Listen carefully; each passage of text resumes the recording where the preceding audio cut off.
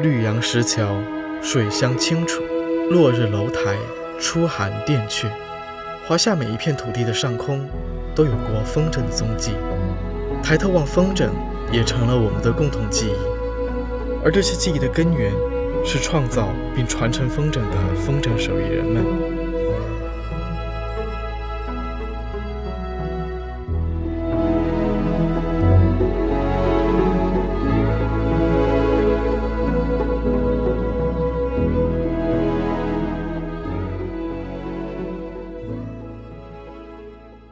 谁发明了风筝尚无定论，但在2000多年前，我国最早关于风筝的描述就已出现。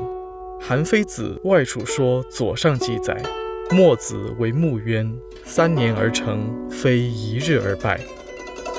此后，风筝多用于测量与通讯。据传韩信曾用风筝测量其与宫殿的距离。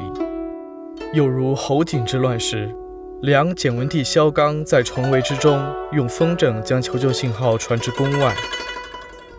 5代之后，沿用至今的风筝这一叫法才出现。传说李业在纸鸢头部加上竹笛，飞行时引风入竹，声如鸣筝，故名风筝。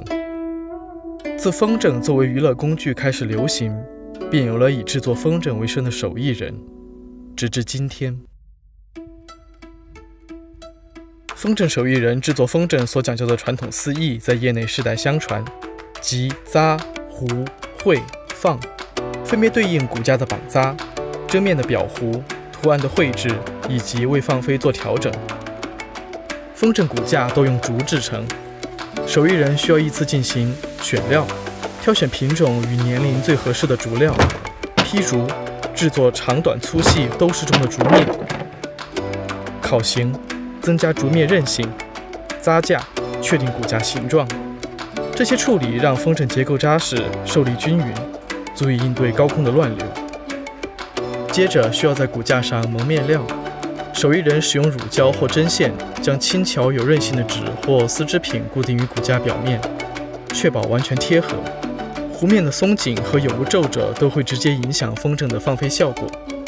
手艺人还需要根据不同的风筝决定糊与绘的先后顺序。若是制作对工艺要求较高的款式时，会先糊好后进行试飞，确认性能后再绘制图案。而画面较复杂的风筝会先绘图，确保其对称、均匀、精细，再将这些纸张固定于骨架之上。在这些基础手法之上，各地手艺人结合地域文化与民间艺术，创造出大量样式各异且极具特色的风筝，进而形成不同的流派。比如潍坊的风筝手艺人们，融合了杨家埠木板年画与精湛工笔技艺，善用鱼、蜉、蝉等民间喜爱的意象，让潍坊风筝名声远播。此外，潍坊的手艺人还制造出龙头蜈蚣风筝，拥有立体龙头和圆片组成的龙身，最长的放飞后可绵延数千米。而北京的手艺人们将风筝技艺与宫廷艺术融合，做工精巧，色彩艳丽。其中最为人喜爱的是灵巧的纱燕造型，并加以蝙蝠、寿桃、铜钱等纹样，以表达阖家欢乐、福寿满堂的祈愿。天津风筝则吸收了民间与宫廷风筝的特点，还发明了折叠风筝。1915年，代表人物风筝卫的作品被选送至巴拿马万国博览会，荣膺金奖，让中国风筝艺术在世界舞台上获得瞩目。还有别出心裁的南通风筝，代表性的板药风筝平整硕大，造型独特。手艺人还为其安装了几十乃至数百只葫芦、果壳所制的哨口，放飞时会发出抑扬顿挫的啸鸣，被誉为空中交响乐。